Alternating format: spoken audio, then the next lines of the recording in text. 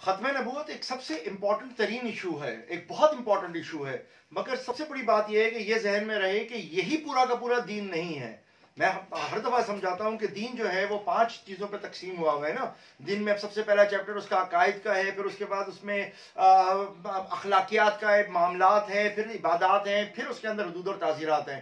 اب ان کے اندر اگر سب سے اس پورے دین کو سمجھنے کے لیے آپ لے کے آئے، سب سے پہلے تو توحید کو آپ نے سمجھنا ہے، کیونکہ عقیدہ سب سے بنیادی چیز ہے انسان کی۔ اگر عقیدہ آپ کا خراب ہے تو آپ کا سارا معاملہ ختم ہو جائے گا، ساری چیزیں، پورا سٹرکچر آپ کا نیچے گر جائے گا نا۔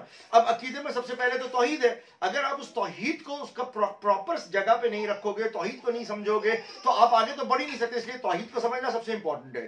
پھر سیکنڈ لیول کے اوپر آ جاتا ہے آپ کا یہ رسالت کا معاملہ۔ رسالت میں ختم نبوت کا جو کانسیپٹ ہے وہ سب سے امپورٹنٹ ہے سمجھنا، کیونکہ بہت امپورٹنٹ چیز ہے۔ لیکن ایشو سب سے بڑا وہاں پہ آ جاتا ہے جس وقت ہم لوگ صرف ایک حصے کو ہی پورا دین سمجھنے لگ جاتے ہیں اور باقی چیزوں کو ہم ایک طریقے سے نگلیکٹ کر دیتے ہیں یا ہم ان سے سائڈ پہ ہٹ جاتے ہیں۔ مثال کے طور پر بہت سارے لوگ ہیں جو دین کے اندر سے عبادات کو بہت اہم سمجھتے ہیں اور عبادات کو ہی سمجھتے ہیں کہ یہی پورا کا پورا دین ہے، یعنی وہ نماز، روزہ، زکوٰۃ، حج، ان چیز کے اوپر اتنا فوکس کر رہے ہوتے ہیں کہ باقی چیزوں سے وہ بالکل باہر نکل جاتے ہیں۔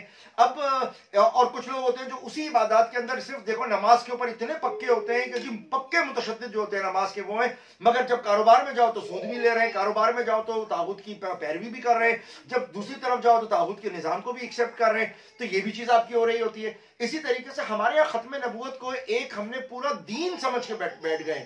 ختم نبوت اتنی اہم چیز ہے کہ اس کا تذکرہ تو حضرت موسیٰ نے کیا ہے بک آف ڈیٹورنمی میں، یعنی بک آف استثناء کے اندر اس کا ذکر ہے، جس کے اندر یہ لفظ ہے کہ حضرت کے میں تمہارے میں سے تمہارے ایک بھائی آئیں گے جو فلانے پہاڑ سے نیچے اتریں گے، ان کے ساتھ 10,000 لوگ ہوں گے۔ وہ رسول اللہ کے اوپر بالکل جاتی ہے بات۔ ختم نبوت کے اوپر تو بالکل عین یہ بات حضرت عیسیٰ نے یہ بات بالکل تفصیل سے کہی ہوئی ہے۔ تو ختم نبوت تو ہر جگہ سے ہو رہی ہے۔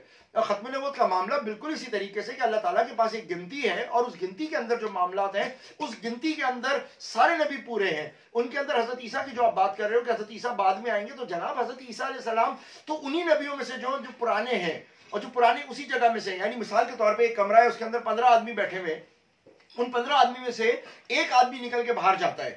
اگر باہر جاتا ہے اور وہ دوبارہ واپس آئے گا تو کیا آپ اس کو 16 گنیں گے؟ 16 تو نہیں گنیں گے نا، ہے تو وہی 15۔ تو حضرت عیسیٰ کا معاملہ بالکل اسی طریقے سے، مگر یہ چند لوگ ہیں جو حضرت عیسیٰ کے معاملے کو اٹھاتے ہیں، اور وہ کیوں اٹھاتے ہیں یہ تب جا کے یہ ایک فرقہ جو ہمارے پاس یہاں پہ بنا، جس کو ہم قادیانی کا فرقہ کہتے ہیں یا قادیانیوں کو جو فتنہ کہتے ہیں، یہ فتنہ کیوں بنتا ہے یہ سمجھنا بہت امپورٹنٹ ہے۔ جس کے بعد پھر آپ کو یہ جو ختم نبوت کو پورا دین سمجھ کے بیٹھ گئے تب سمجھ میں آئے گی یہ بات۔ دیکھیں جس وقت اسلام کی پولیٹیکل مائٹ ختم ہوئی ہے، پولیٹیکل مائٹ کہ اسلام ایک طاقت والا جگہ تھی، اسلام کا ایک سوچ تھی، اسلام کے آگے کوئی بول نہیں سکتا تھا، دنیا میں پھیلا ہوا تھا، اس وقت تک کسی کے اندر ہمت نہیں تھی کہ اس قسم کی کوئی بات کر سکے۔ جب اس فتنے کو ختم کیا حضرت ابو بکر نے، جب انہوں نے کہا کہ میں ان فتنہ گروں سے لڑوں گا، آپ دیکھیں نا تو رسول اللہ نے آپ کو فرمایا تھا کہ 30 سے زیادہ جھوٹے لوگ آئیں گے جو نبوت کا دعویٰ کریں گے، بہت اچھے لوگ ہوں گے، بعد میں وہ جو نبوت کا دعوت کر کے بیٹھ جائیں گے۔ تو رسول اللہ نے ہمیں بتایا کہ 30 آئیں گے۔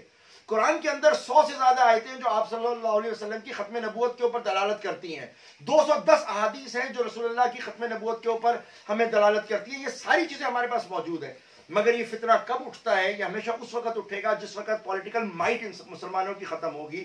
ہندوستان کے اندر جب یہ پولیٹیکل مائٹ ختم ہوئی، انگریز بڑی ترتیب سے اپنی فتوحات کرتا چلا گیا اور کرتے کرتے جب وہ آیا اور اس نے ایک چیز نوٹ کری کہ مسلمانوں نے بہت آرام سے ایکسیپٹ کر لیا سکھوں کو۔ جب آپ نے سکھوں کو قبول کر لیا تب ان کی ہمت آئی اور انہوں نے قادیانیوں کا فتنہ یہاں پر انہوں نے نکالا۔ تب نکالا جب آپ سکھوں کو برداشت کر گئے۔